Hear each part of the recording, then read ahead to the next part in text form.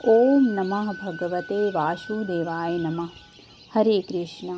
प्रिय भक्तगणों, आज माघ मास के कृष्ण पक्ष की एकादशी तिथि को षटतिला एकादशी का व्रत रखा जाता है। इस दिन भगवान विष्णु और माता लक्ष्मी जी की पूजा का विधान है। मान्यता है कि इस तिथि पर पूजा पाठ और व्रत रखने से साधक के जीवन में सुख समृद्धि का वास होता है। साथ ही विष्णु जी की कृपा से सभी कष्टों का भी निवारण होता है। पौराणिक मान्यताओं के अनुसार षटतिला एकादशी के दिन हर व्यक्ति को अन्न का दान करना चाहिए। इससे सृष्टि के संचालक प्रसन्न होते हैं। वहीं इस तिथि पर तिल का भी खास उपयोग किया जाता है। षटतिला एकादशी पर तिल का 6 प्रकार से उपयोग किया जाता है, जैसे तिल का स्नान, उबटन, तिल का हवन, तिल का तर्पण, तिल का दान और तिल से बने भोजन का सेवन किया जाता है। षटतिला एकादशी की व्रत कथा। एक बार की बात है जब नारद मुनि ने सृष्टि के संचालक विष्णु जी से षटतिला एकादशी के व्रत के बारे में पूछा। नारद जी सवाल के बाद उत्तर में भगवान विष्णु ने कहा कि प्राचीन काल के समय पृथ्वी पर एक विधवा ब्राह्मणी रहती थी। वह भगवान विष्णु के प्रति अटूट श्रद्धा रखती थी। इतना ही नहीं, वह पूरे मन से उनकी भक्ति किया करती थी। लेकिन वह ब्राह्मणी कभी भी किसी को अन्न दान में नहीं देती थी।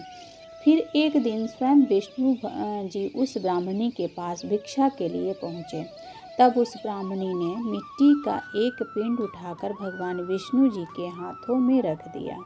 इसके बाद भगवान विष्णु जी उस पिंड को लेकर अपने धाम वैकुंठ वापस आ गए।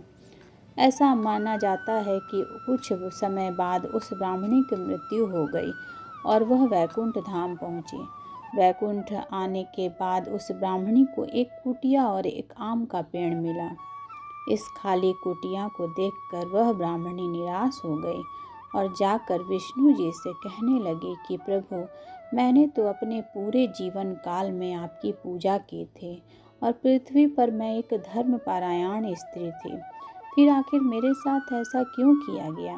मुझे ये खाली कुटियाँ क्यों मिली? ब्राह्मणी के सवाल का उत्तर देते हुए भगवान विष्णु बोले कि तुमने अपने जीवन में कभी अन्नदान नहीं किया था, इसलिए ही तुमको ये खाली कुटिया प्राप्त हुई है। विष्णु जी का जवाब सुनकर ब्राह्मणी को अपनी गलती का एहसास होने लगा और उसने कहा कि प्रभु, इस गलती से बचने का क्या उपाय है? तब भगवान विष्णु बोले, जब भी आपके पास देव कन्याएं मिलने आए तो आप द्वार तभी खोलना जब वे षटतिला एकादशी के व्रत का विधान बताएं। भगवान विष्णु की यह बात सुनकर ब्राह्मण स्त्री ने वैसा ही किया और षटतिला एकादशी का व्रत भी रखा। इस व्रत के प्रभाव से ब्राह्मण स्त्री की कुटिया अन्न और धन से भर गई।